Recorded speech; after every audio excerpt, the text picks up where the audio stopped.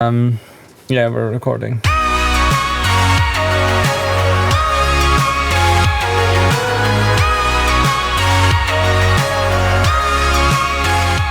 Hello, everybody. It's been a while since I've made any type of content. I've been meaning to, but didn't really know what I wanted to do. So this is, I suppose, an easy way to do some, low effort content. What? I'm here with Caitlin. There's a lot of more low effort content than this, I think. I think doing this takes a lot of reading. Maybe, but I think doing a podcast generally is just kind of like, just laid back. Yeah, you just chat a little bit. I have no idea if you can hear the rain, but it's currently raining, so I'm sorry if you can, if it's distracting. But yeah, the idea in this is that we're just gonna discuss the latest episode of Game of Thrones. Maybe some theories. Yeah, Caitlin is a fanatic Prince of the Sharpies watcher. What's his face? The Last Harpy. The Last Harpy. So she's, she knows all the theories. She's also started reading the books, right? Yeah. It's not something I'm really doing yet. So I hardly know anything about Game of Thrones. I just watch the show, really. And he read it a lot. Yeah, I suppose I do. So, I suppose, we can just start talking about the episode. Okay, so this is the first episode of season 7. And it had a pretty cold opening, if you ask me. Yeah, I wonder, I can't remember the last time they did it. Was it maybe with the Tyrells being murdered? Yeah, I honestly... Was that a cold open as well? I don't remember. They usually don't do it, I don't think. No, it's something that struck me as super weird. But it was a really good one, yeah. I've read some people calling it fan service, having Arya murder the rest of the phrase. But I don't know. I mean, maybe it was even, but it was a really cool scene. I thought. I really enjoyed it. Is it fan service or is it showing off her ability to be a follower of the many-faced gods to swap face? Because up until now, I've not really been completely convinced that she's been that good at it because we didn't know the servant girl that she murdered Frey with. I suppose that's true. Yeah. I guess it does show a bit more of her ability, and it's also... Because now you can see she can become this old man. But also, I suppose it also shows her murdering ability, because, not that killing 2 people and cooking them into a pie isn't impressive, but obviously, murdering a fucking whole room of people... It's pretty impressive. It's definitely impressive. And I think it also shows off that she's definitely learned a lot, because I think they use what do you call it? Poison, right? Yeah. The many-faced god peeps. Yeah, most of the time I think. So yeah, no, I thought it was a really great opening of an honestly very great episode as well. I really enjoyed it. Yeah. It's always difficult to gauge what other people think of an episode, just because you read so many different opinions and people... And the negative always seems to gather more... A little bit, yeah. ...following on Reddit than the positive ever does. Especially on Reddit, yeah. But I really, really enjoyed this episode. And I think this was honestly one of my favourite moments of the episode as well. I really, really enjoyed Arya's storyline. I'm really excited to see... Where it goes. Where it's going, yeah. Because also, at this stage, you kind of wonder, surely she must have heard that Jon and Sansa are reunited. And Sansa are reunited. So,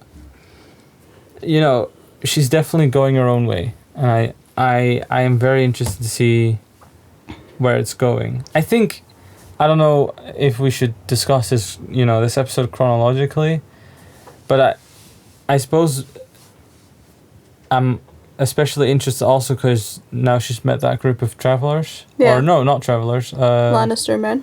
Yeah. But before we go any further, can we just talk about how incredible the actor is? David Bradley. He played Arya being Frey really convincingly to the point that it was obvious as fuck to me that this wasn't a flashback. Because I noticed a lot of people thinking that maybe it was like a flashback and that the Freys had some sort of plan from the beginning, from before the Red Wedding even happened, and that this was like you getting to see what the Freys are going to be up to now. But you never felt that way. No, because of I how never he felt acted. that way because of the way that he kind of portrayed himself as Frey but not Frey. Yeah, To me, it was I mean, pretty obvious, and that's a pretty good skill. I suppose it wasn't bad. Yeah. I think he was pretty great. No, I think it was pretty good at it. I mean, it definitely did feel like Arya, also with like the little Smirks and yeah, the little snide comments and stuff. yeah, Yeah, no, for sure. and it definitely had like a build. Because I think at some point everybody started to click that it was probably Arya, and then it kind of built to the point where she flipped the conversation to "you murdered an expectant mother and a mother of 5." Yeah, yeah. I mean, and I suppose it's always different for anyone watching the episode, but I have to say that and not even just because of his acting, but I immediately thought it was Arya. Yeah. Just simply because of what happened. Previously. Yeah, in what was it, the season finale? Yeah, I think so, right? Yeah, Where, I think it was the season finale. Must have been. So to me, I don't know. Like, it doesn't make it any less good of an acting job, I suppose. But I immediately thought, oh, that's Arya. Okay, well, I think that showed they had good acting. Maybe, yeah. No, for sure, yeah. Because you have to remember, it's not Maisie that's playing this Frey. Mm-hmm. It's David Bradley that's playing this Frey. Yeah. No, that's true. Which is pretty insane. Yeah. Just a bit of appreciation there. You know? Yeah, sure. I mean, these people are pretty skilled. I suppose they are, yeah. I mean, just like Ed Sheeran, very skilled. Very skilled. Nice little segue there. Oh, man. We have different opinions on this. Yeah, so, I suppose we wanted to record this pretty fresh, but obviously it's Wednesday. Yeah, it's Wednesday as we're recording this. So we've definitely discussed some of the aspects of this episode already. I think I think at this stage Ed Sheeran's deleted his fucking Twitter account because of some of the backlash. I cannot imagine why. I can't imagine being in his situation, but I can't imagine why people would feel so passionate about. Yeah, because he's a throwaway character.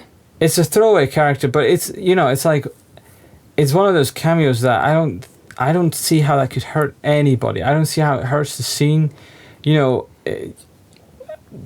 Using him as a singer in the scene is funny to me. And it's a nice little wink to the books that it's one of the songs from the books. Right, because it's about shame. Okay, well, I didn't even know that, but like, I suppose it is then. But also, I read that it was a little surprise for Maisie as well, because she's like a big fan, or they're friends or something. And I think, the scene had purpose. It was definitely not just like a bullshit scene, plug in Ed Sheeran into the show. Yeah, it's not like they made that scene for him. It's Clearly more like they looked for somebody to do the song. Because I think it was a nice way to introduce the group as well. Is that they were singing a Lannister song. Yeah, no, it was a nice way to enter the scene as well. Yeah, because it's a through and through anti-Tyrion song. Right, I suppose. It's all about it also Tyrion's makes betrayal. it clear. Yeah, I guess I don't think that is super obvious watching it one time and not knowing too much. Yeah, but for people who are book readers, it's a nice nod that these people are Lannisters before you even see them. Sure, yeah, I'm sure that's true. But I mean, even so, I just don't really. I mean immersion as well. Like, I don't see how that's a problem for anyone. I mean, Sean Bean, is that his name? Yeah. I mean, everyone must have thought about Lord of the Rings when they first started watching Game of Thrones. So especially because it's in the same field. It's like so fuck off with your fiction. like immersion. I honestly don't understand why people would be bothered by Ed Sheeran in a scene. I can play devil's advocate because I was like, holy shit, that's Ed Sheeran, and I did get a little bit like thrown for a second, but then to me it didn't take away from the experience at all that it was him. Sure, but like I definitely had that moment that people were complaining about where it's like, oh, it's you, what's this got to do with Game of Thrones? But I never felt like it ruined the scene for me. Right, I mean, I guess that's true, but I don't know. That's just because I suppose they're doing something that's not entirely expected. But I guess that's the same reason why maybe Sam's poopy beat was also kind of met with some mixed response, because it's just not entirely expected. Like, I don't think Game of Thrones has done that sort of stuff very often as a show. No. Where they had like this sort of rhythmic, almost kind of comical way of visual storytelling. And so I think it just kind of jars people a little bit. But at the same time, I mean, we've now watched the episode twice. Well, 2.5, because I watched a half. Right. And I don't think the second time around watching Ed Sheeran didn't bother me, or it didn't surprise me, so it was a non-issue. Yeah. And same for Sam's poopy stuff. Well, to me, that was really cleverly done. And it's something that they will have to introduce stuff like that in this season and in the next season, because they don't have that much airtime. Yeah, and to show like... If we'd spent, like, if they'd taken that apart to show Sam's training, it would have been episode after episode of little snippets of Sam doing things like that. Sure. Whereas with this, it shows that he's, like, repetitively, this is his job now, and this is how he's being trained. Yeah, okay, sure, but they didn't need to do it in this way. To me, it felt very, like, Breaking Bad-like. Yeah, I can see that. Where it was, like, where they used... It was kind of quirky. That's what it felt like to me. But I think that matches Sam's character.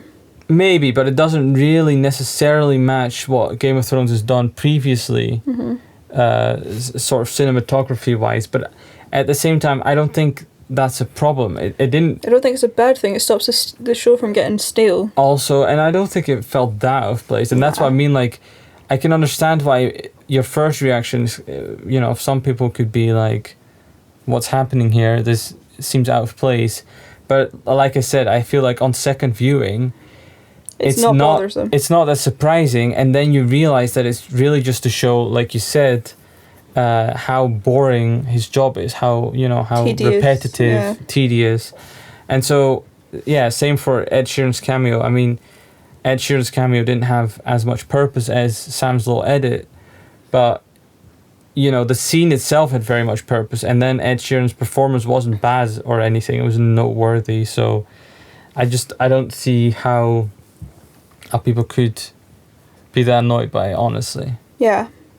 But yeah, no, I just to get back to the whole Arya thing, I'm very interested to see what happened after her little encounter with these Lannister men, because I can't see her continuing to King's Landing anytime soon.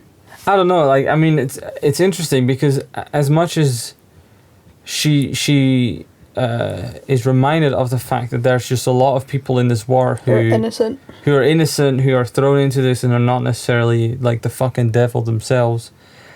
I do think she still has a very fucking large real bone to pick with Cersei. Yeah. I don't think she's gonna let that go, honestly. I mean, we know from the preview that she's most likely still in the Riverlands in the next episode because we see the wolf encounter.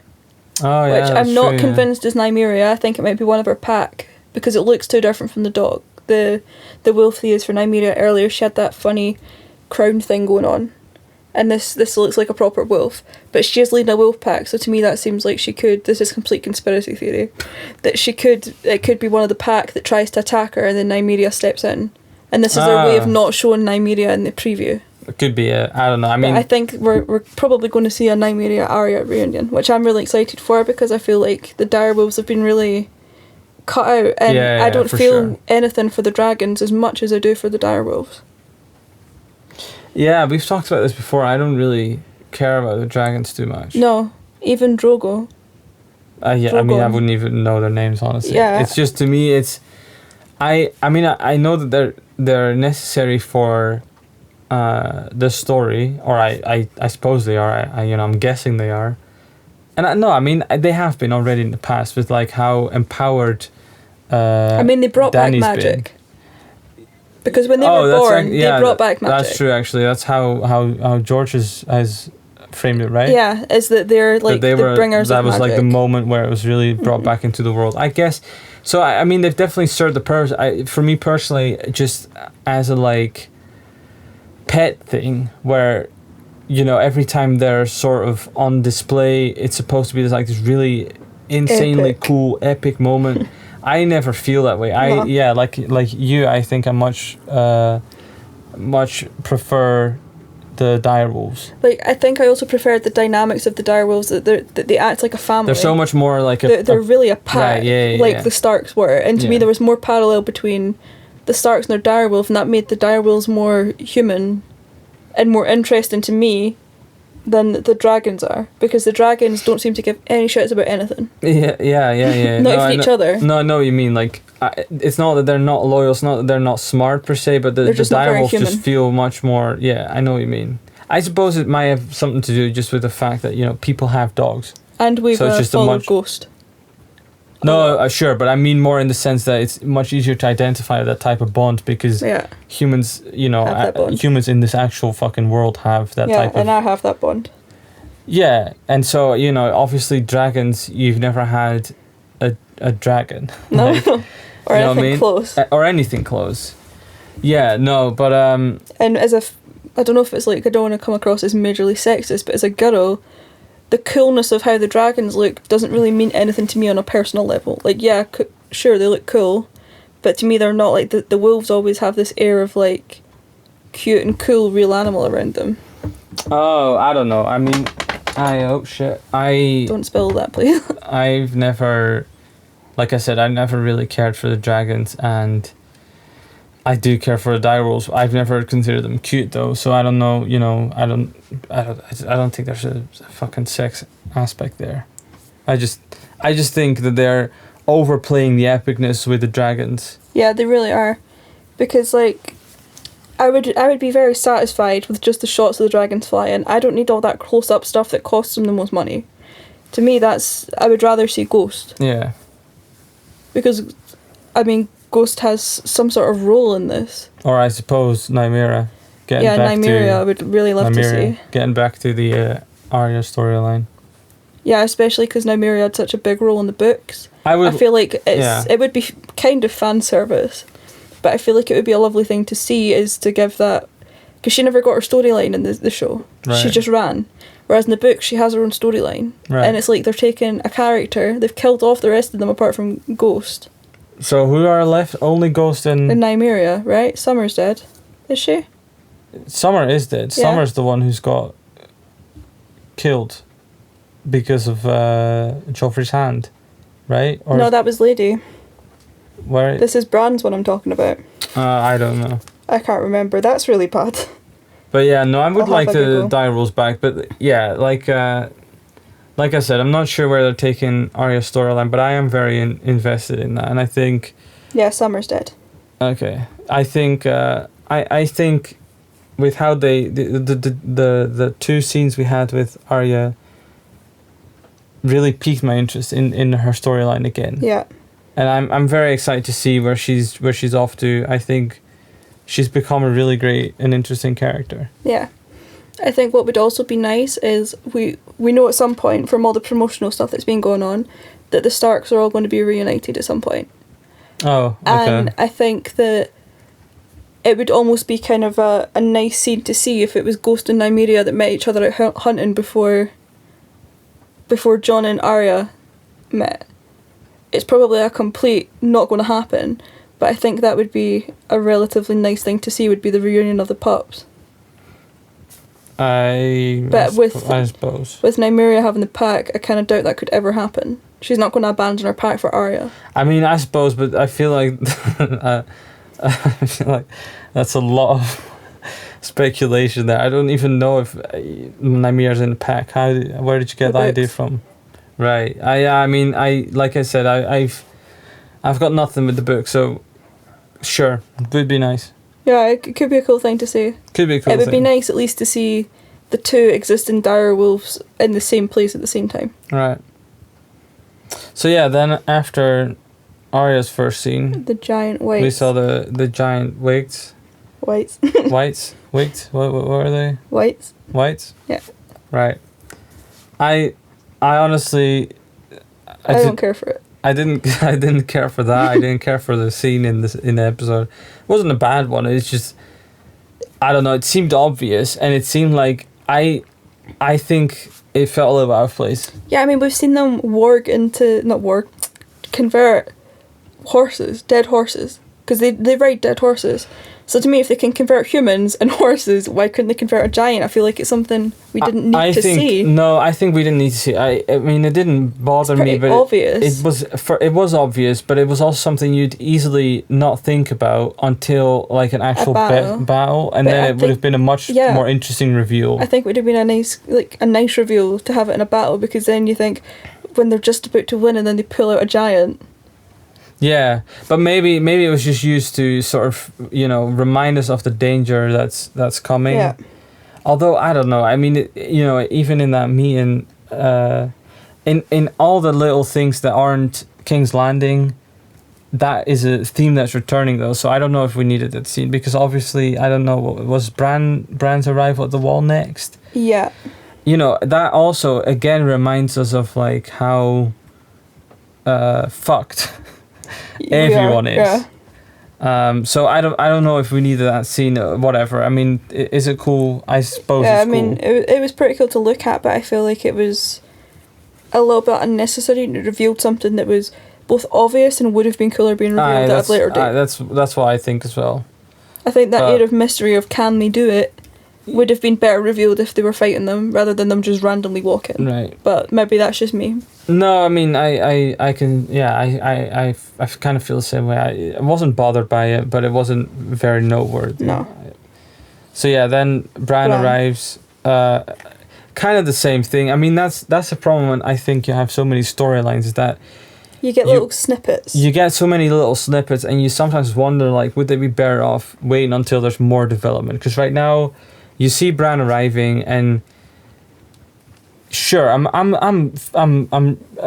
you know, relatively excited about what's going to happen there, but at the same time, I wonder, you know, would it not be better if they showed it next episode and you saw the next scene as well in that story? Because right now, you just get such a little snippet. You know, yeah, it was fine. You know, consider my interest peaked, or how do you say that? Yeah, like that.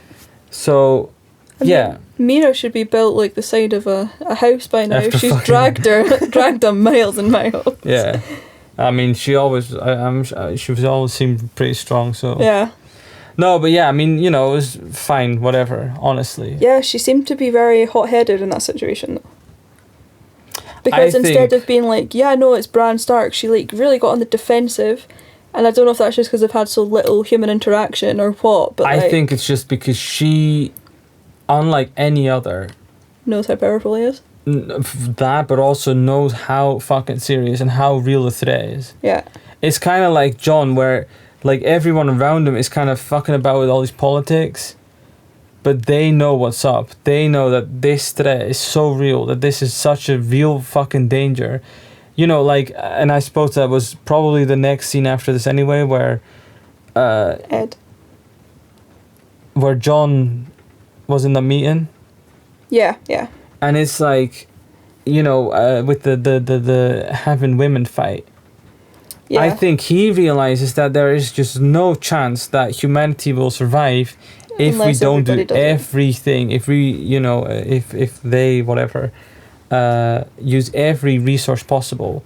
And that's what I mean, like, you know, then this guy stands up and, my daughters. But Jon realizes that this shit's real, and that's, I think, where whatever her name is. Lyanna, no. The brand carrier. Mira, I think that's why she was a bit agitated as well. Like, she realized that, you know, the more time everyone has to prepare, the better. But yeah, Lyanna is the small girl, right? Yeah, Lyanna fucking Mormont. Insane. Coolest, I love her so much. Yeah, like, honestly, if I could adopt that little git, I would. No, she's honestly, I'm really glad she's getting some extra time, because she's a really interesting character, or really, maybe not so much interesting, but she's really fun to watch. I mean, she almost kind of adds to the Jorah and Jor stuff. Jeor Mormont, because that's the family, and we saw, especially with Jeor, that they're kind of weirdly loyal, and they get a lot from loyalty. Like, Jon saves them and he gives them Longclaw like it's nothing, right? Because he was loyal to him, and I think that also sets up Jorah's loyalty to Dany, I suppose that's which true. I guess at this stage they're kind of chopping off to love, but I think that's also just the Mormon thing. I guess, yeah. I mean, with Jorah, he does seem a little bit His is a bit more pathetic. flawed, yeah. But I think that but there is just definitely comes from Bear Island. a sense of loyalty. Yeah, that's true. And Mage going down with Rob, like she didn't get any speaking lines or anything, but we saw her fight with Rob. Yeah, I mean, this is you just being a geek again. Like, Yeah, that's but- obviously not something that anyone will notice because I never knew. I mean, some people will notice it. Don't downplay everything. But yeah, it's cool that she's like showing off that there's this family that's so like that we kind of know but don't really know too much about. Yeah, no, like I said, I really... It kind of links the characters together a little bit better. Sure. Yeah, but just to her as a character as well, She's sick. Yeah, she always, in every scene she's in, she steals the show, really. Yeah. And again with this, like, I don't know, I don't want to make this fucking political or any of that shit, but I personally don't care too much about feminist agendas or women being empowered in television shows or all that shit. Not that I have anything against it, I'm just saying, but this does make me feel really like, fuck yeah. Like, you know, I mean, clearly there's a lot of powerful women in these shows, and they're getting the you know, showtime they deserve. But it's also showing that the younger generation of the North is so like loyal to one another still, with all the crap that's going on around, because the North hasn't been the most stable place recently. Mm-hmm. And like Jon and Sansa are the new generation.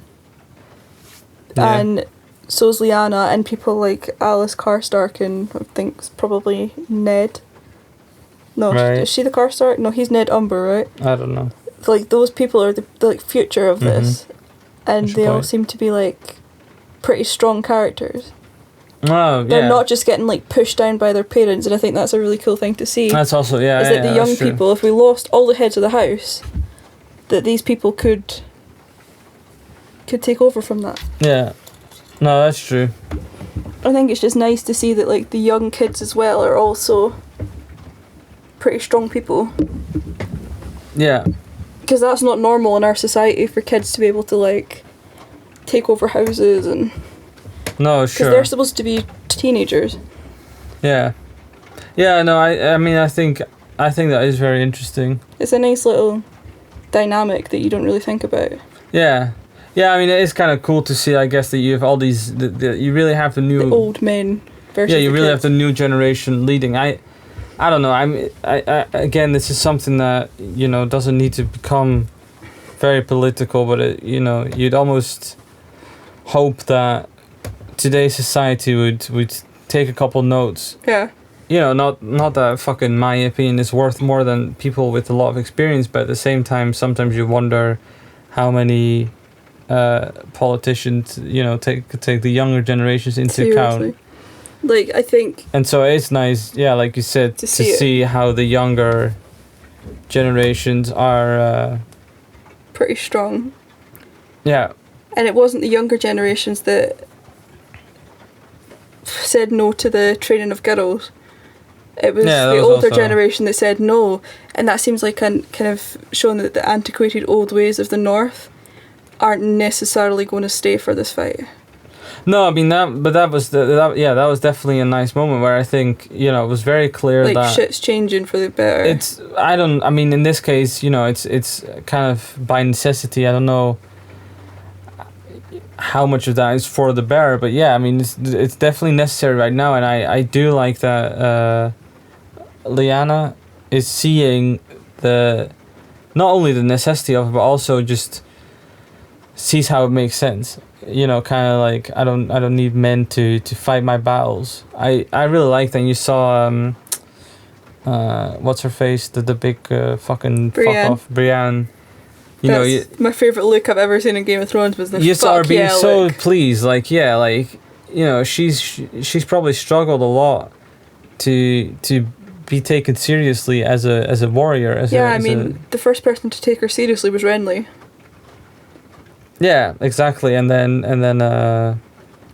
Lady Stark, Catelyn, and then Catelyn. Jaime. So she's come a long way, and I think she appreciates how that's happening. Must be cool for her to see like a little girl that's as strong as she was not being beat down. Yeah, exactly. I mean, she's fucking badass. It's really nice to see. And I really liked in that scene as well how John kind of stood up as a leader. We've seen him before, I suppose, being a pretty good leader. But it was nice to see him in this context, kind of like Rob, standing up and taking his responsibility, making the calls, even if they're not popular ones. And backhanding Sansa back into submission. I don't know, that was a bit of a, short struggle between them. Yeah, it was definitely a sibling fight, wasn't it? Enjoyed too much. Yeah, it was for sure. But I don't think he fucking, what did you say, backhanded her back into submission. I mean, it was kind of those, like, I think if it was me and my brother, I would be like, bitch, if he's king in the north, I think I'm allowed to see whatever I want, and that's not really how that should have happened. Like, I'm the sister of the king. She's kind of got that Cersei thing going on just now, where she thinks she's more important than she is. Because Cersei kind of did it with Joffrey as well, where she felt like her opinion should mean more than Joffrey's should. Yeah. Yeah, maybe. I mean... But it's just funny that so quickly it was over, and by the end of that scene, Sansa was already kind of like... You could see her acknowledging that he'd done the right thing. Right, that's what I really like, because that's... I think... Sansa's really... in danger of getting swallowed up by her need for revenge and her fucking will to fight now. And I think it was nice to see that John was able to relatively calmly show her a different way. Yeah. And I think, like you said, I really think she acknowledged that perhaps she was wrong. I mean, it was just a quick look, but we pointed out to each other, and it was definitely... I definitely interpret that as her acknowledging that, maybe she didn't... She misjudged this one. I think she did as well. I think, you also look at Sir Davos, who I definitely see as sort of the moral compass. The voice of reason. Yeah, the voice of reason, the moral compass of the show. And his little looks, he seemed very interested in what John was going to do, but he also seemed, I think, he agreed with John in this instance. And I mean, even I do. I get betraying families and shit, all that stuff's not good, I suppose, but, they did pay for it with their lives. Yeah, I mean, the people who did the deed are gone.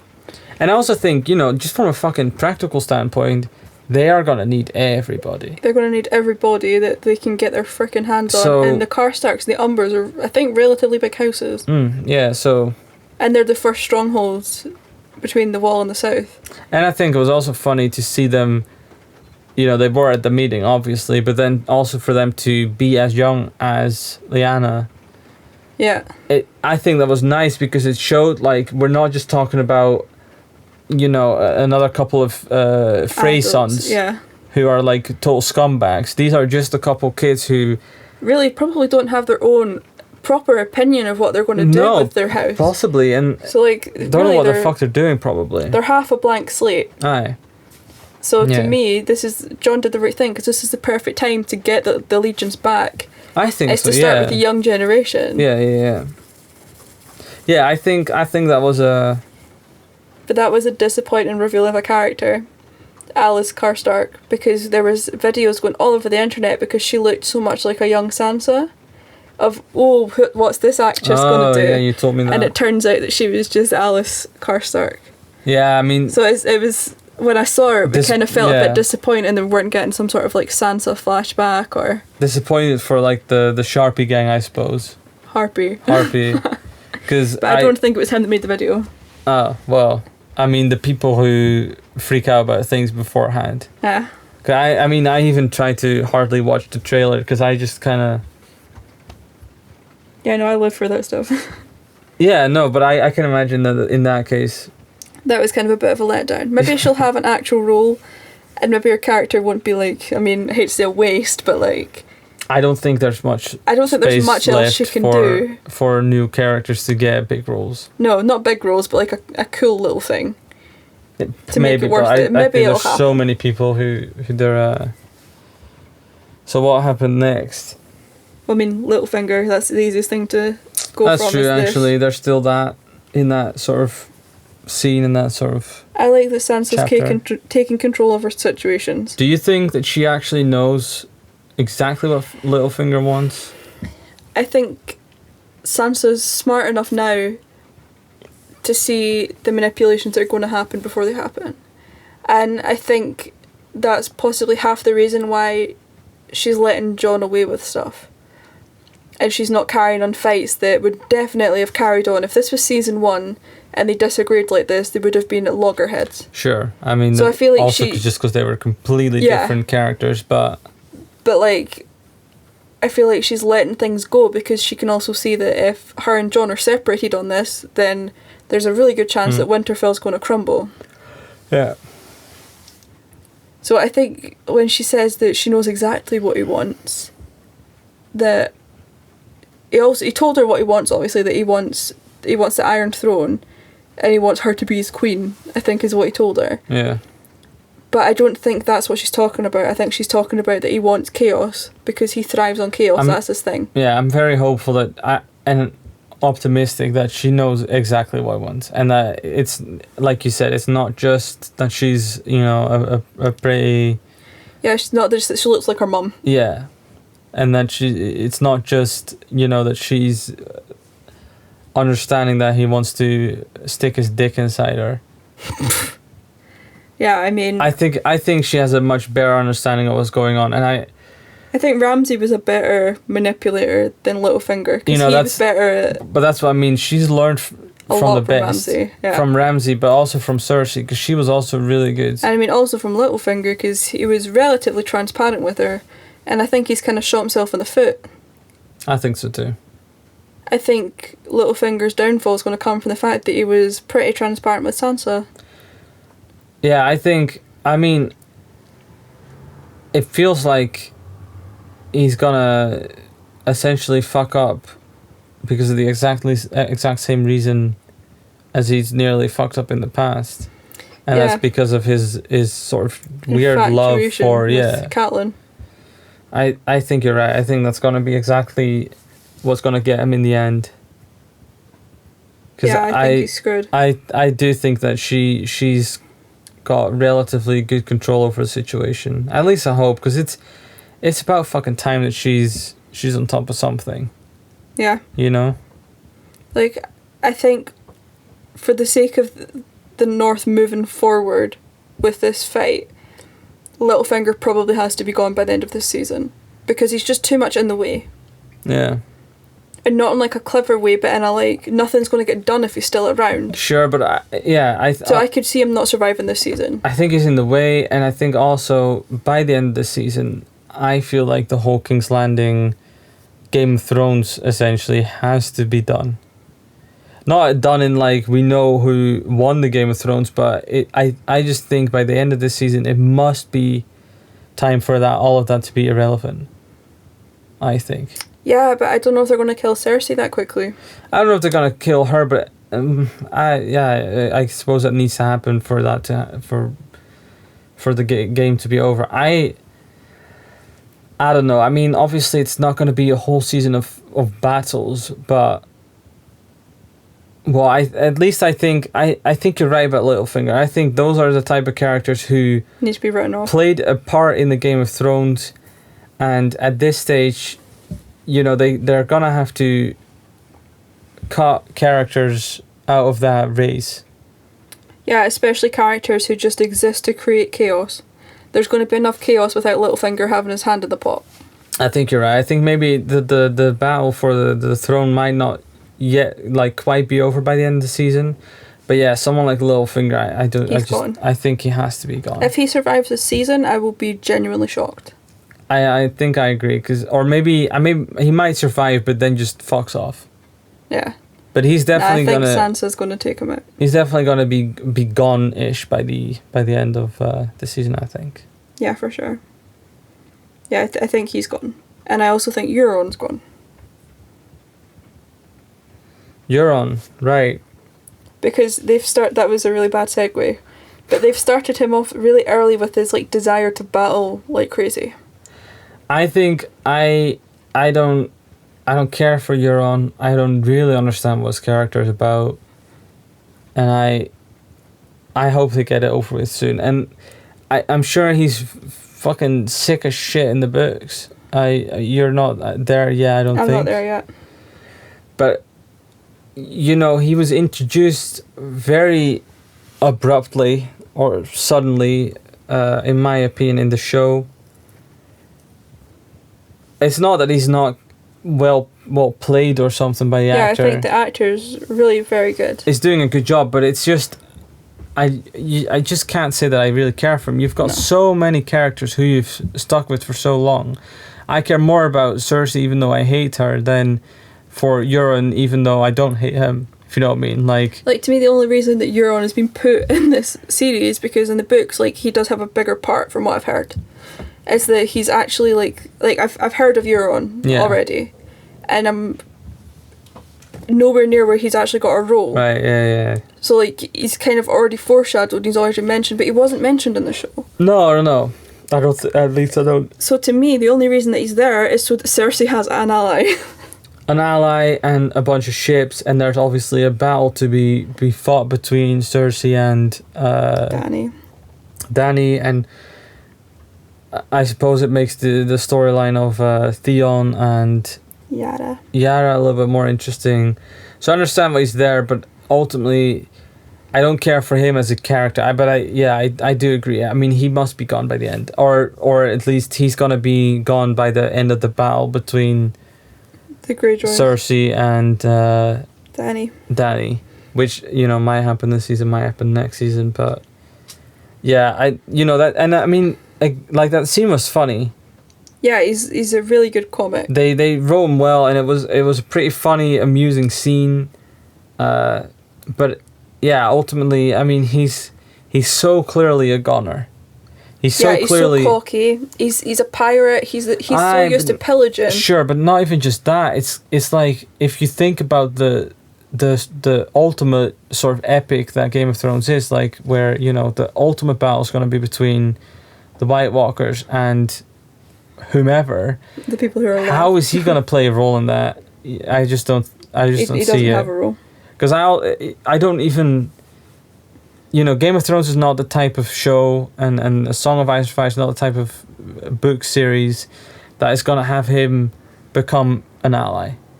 I don't see that happen. No, and I mean, I'm not even sure I'm convinced of how good he's actually going to be with all of his ships. What do you mean? He's a pirate. He's not... I mean, you keep saying that, but I mean, he's a pillager. Oh, that's what you mean. Like, I don't know. I don't know. He comes across as very cocky.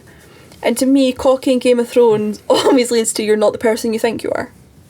I mean, it will definitely lead to his downfall, that's for sure. So, like, him being a cocky, I've got 1,000 ships and I'm a good sailor. It's like, yeah, you're a good pirate. But we've, like, in the show at least, never seen him fight. I suppose that's true. Yeah, like, the only time I've seen him kill somebody was the dirty tactics of pushing Balon off the bridge. Oh, that's true. So to me, he's not, like, an obviously good fighter. He's not an obviously good strategic leader. Well, that was a good strategy, though. Yeah, one-on-one. No, I mean, in the grand scheme of things. Killing... His brother, and then taking the fleet the way he did, that was very strategic. Yeah. I don't know, I mean... I'm just curious how this is going to work with him, but I feel like his cockiness is going to be his downfall. Probably, yeah. What do you think his present's going to be? His present? Not Tyrion. His gift. Yeah, not Tyrion. Yeah, that's what I thought first.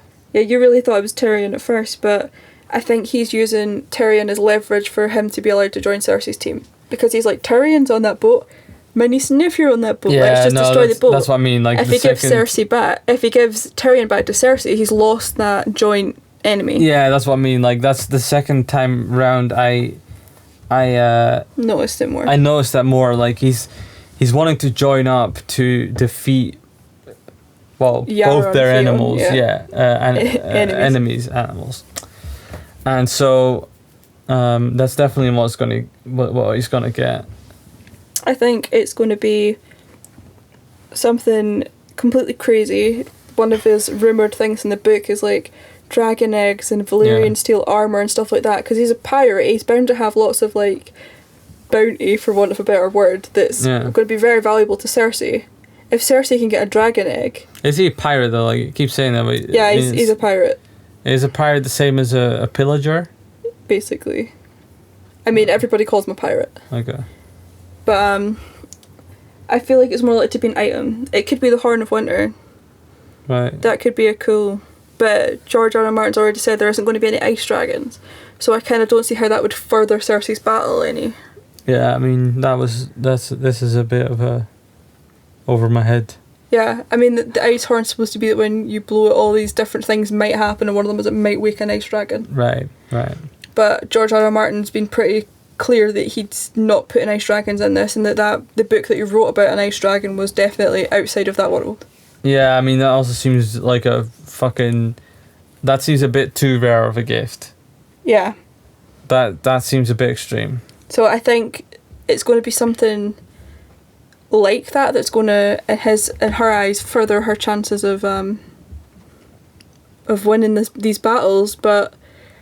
Honestly, I'm not sure what it could be, because even if she gets her hands on a dragon egg, she's not going to be able to hatch it, surely, because that has to be a Targaryen. So, like, it all just seems like, what the hell is he going to come up with? Yeah. Unless he takes one of the actual dragons, but I feel like stealing one of those big, massive fuckers isn't really going to be that easy. No, it's not. No, but then, that would start the war already, so again, that would be kind of a weird way to start their alliance. Because I think... like the match on the pile of straw. I think he really just wants to be a really strong character, because also his story about wanting to be married to like the most beautiful girl in the world, I don't buy that shit. That doesn't seem like him. He loves himself too much. I think he just wants to be a very powerful individual. I think he just likes... I don't think it's even about the throne for him. It's not... I think it's just about the feeling of importance. Yeah, I agree. I think he thinks he's all that, and he wants to be in a position that he can say he's all that. Yeah, I think he honestly just wants the Iron Islands. Oh, yeah, I don't know. I mean, didn't he have those already? No, because Yara's still a contender for the throne. But I don't know if that's true, though. Yeah, she's technically next in line. Balon left it to her. Aye, but then then by their own rules, they pick a leader based on, like, who shouts the loudest or fucking... who's got the most support, right? And he won. Yeah, but she's still a contender. That's why he's trying to kill her. Because there's always going to be that little bit of support that she's got that he doesn't. I don't know. I mean, maybe, but I don't think... he has the Iron Islands. Or what are they called? Yeah, the Iron Islands. So I don't think that's just what he's after. He must be after... blood. Power, I think. Yeah, I mean...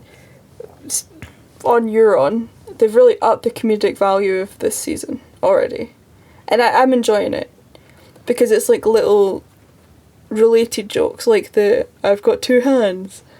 Yeah, things like that are really funny. I think, and you know, some people seem to not enjoy it too much, but I think after so much doom and gloom. A Song of Ice and Fire was, you know, as far as the books have gone. Yeah.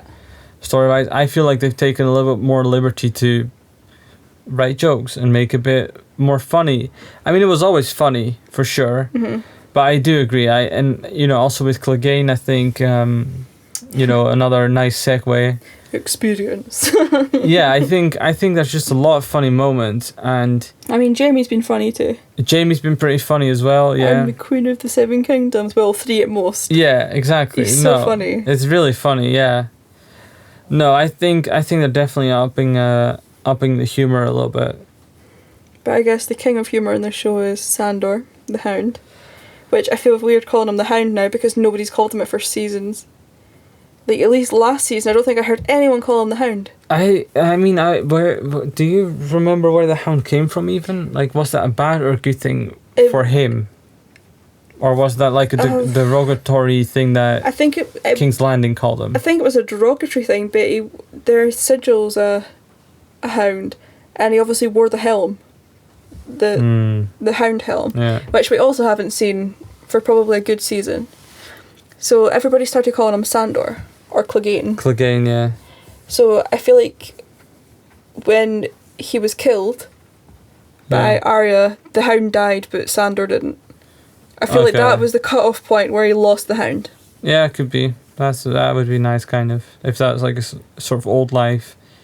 He also seems to just be a lot nicer now. Like, I suppose kind of in even what happened in this episode, if you think back of how he stole from those people and now he's burying them, I don't know, he seems a bit more compassionate. I think he always had it in him, but I think he seems to be a lot less angry. Maybe his death has brought it out in him more. Yeah, he realises what he could near-death experience, that he has become a bit more compassionate, because also with that travelling cult religion thing, he was really trying to just help people. I thought that was a really nice line he had in this, where he was speaking to Beric Dondarrion about how he's been resurrected so many times and how there were so many better people who could have done it, and one of them was hung from a crossbeam, and that was the leader of the cult that he was following. Oh, I didn't even notice that, yeah. Which I thought was a nice nod to, like, these people have affected his life. Yeah, no, because exactly. we didn't really see too much if they'd actually had some sort of impact on him, but clearly from that he thought that was a genuinely good man. Yeah, well, I mean, he was, though. Like, it was good for the community. I think Clegane's, and also, I mean, apart from the fact that he's just a really great, funny, often badass character, and he's Scottish. I guess, yeah. I'm just really interested now that he's seen the God of Light at work. Lord of Light. I'm the one true God. Fuck you, then. I'm really curious how that's gonna play out. Yeah. Because he's been so skeptical of anything God related for the entirety. The one God that gets him is the fire God. That's ironic as shit, but I'm so curious how he's gonna, like, is he now just a believer? Or is he still gonna be, like, because, you know, I think he's going to remain skeptical. Well, like, one of the, obviously, so as a sort of ex-Christian myself, I suppose,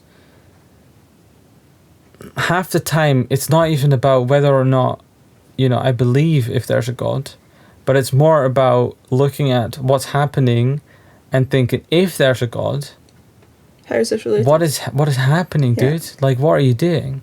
And so that's where I'm kind of wondering if that's where they're taking Clegane, where it's more, you know, he can hardly deny at this stage. I mean, if he's fucking seen something in fire. He's seen something that. So he can't be, like, skeptical of the fact that he exists, but I'm sure that he's going to remain skeptical of what the God's intention is, what his purpose is, and how you know, godlike he actually is. I think he's still going to be very, like, fuck you.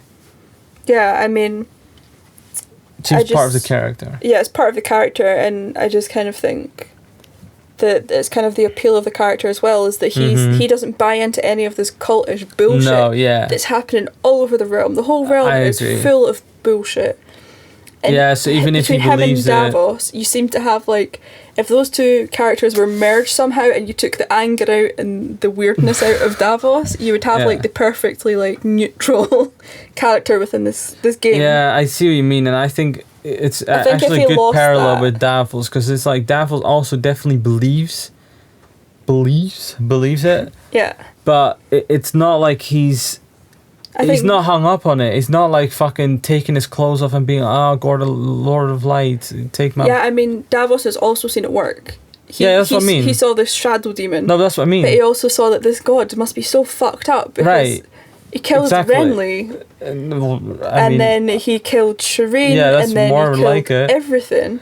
Exactly. Like, what a god produces shadow demons and kills innocent. Exactly. No, I think for sure, you know, like Davos, I think Clegane will accept that there is something, but not necessarily be on board like everyone else. Yeah. No, for sure. Yeah. So then, I suppose that's nearly the end of the episode, right? Apart from Dany arriving at Dragonstone, which to me was very fucking anticlimactic. You know, it's to me it's kind of the same as the thing with Bran arriving at the wall. Yeah, you expected all this monumental shit to start occurring, and it just doesn't. No, it's, to me, that's not what I mean. To me, more what it is like you have one scene Snippet. and nothing else. So you start a new storyline or whatever. You start like a new chapter, and then you give us like a page in terms of books. You give us like a snippet, and it feels like a trailer within the episode. And obviously they're gonna Expand. use this setup anyway, so like at some point they have to show it. But I just wonder, like, how about instead of doing this, you show more of Sam?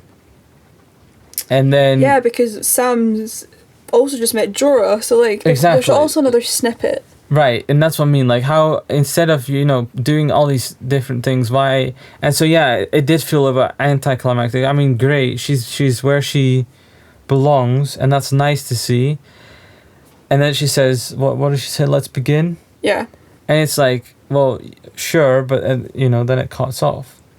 So yeah, I mean, it wasn't anticlimactic. It wasn't bad. It's just it doesn't really progress the story much further. No. So But I mean, it did expand on something that we found interesting from the last season, which was how they're really starting to exploit the use of score during scenes. Because that's what something score, you noticed. The score that they used when Dany first touched down on Dragonstone was the kind of love score for her and Drogo. Yeah. Which seems like a minute detail, but it conveys so much to anybody who wants to look that deep. Because it's something you can take at face value, or something you can dig. Because the score's supposed to reflect what the character is like feeling and how the situation is. And good. It could be her sense of belonging. It could be Khal Drogo's promise coming true that she's going to get the throne. He's going to get her throne for her. Yeah. And to me, that's really clever. And the only other place where it was obviously used way better then because it was so obvious was in the massive crescendo of shit that happened with blowing up the Great Sept, where they used music as a way to really build an atmosphere. I think the usage of music in Game of Thrones in general is really great, but like they've upped their game like crazy. I don't even. Yeah, I mean maybe, but I mean in this case, it's just a very subtle thing that has to be pointed out by someone else, or you have to just be very aware of the music and it's used throughout the show. Like I've definitely listened to some of the score on Spotify before. Yeah, no, but what I mean so is I vaguely recognised it was something that we'd heard before. Yeah, but you have to know that it's only used with called Drogo. Yeah.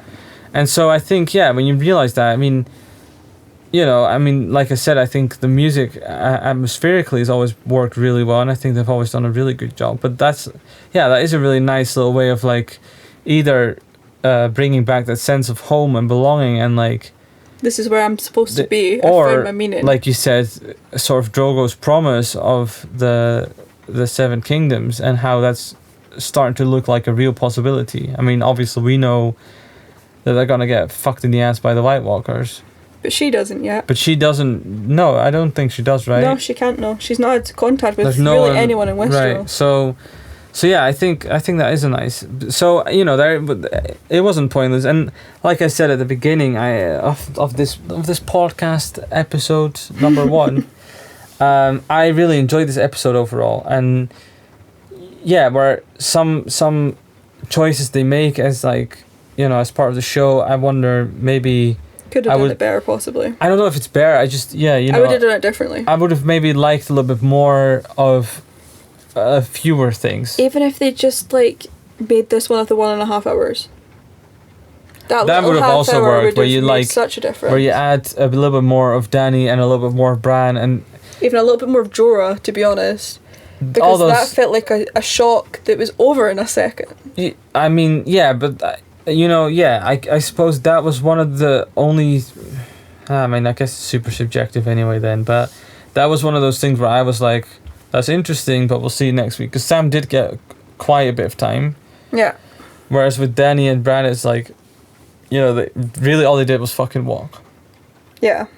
But, you know, I mean, ultimately, I think it was really enjoyable. Yeah, I enjoyed it. Enjoyable opener. I do feel like more than any other opener, I was on the edge of my seat a lot more. Yeah, I think, you know, that probably comes with the stakes being so high. Yeah. But, yeah, and also, like things like I mean, the cold opening, the cold opening incredible. was fucking great. And I personally got really actually just emotional even by the whole scene with John. Yeah. I got more emotional with that than with the King of the North scene. From last... yeah, where it was like the King of the last North, season. the King of the North. I got more emotional from this, where they all seem to actually be banding together.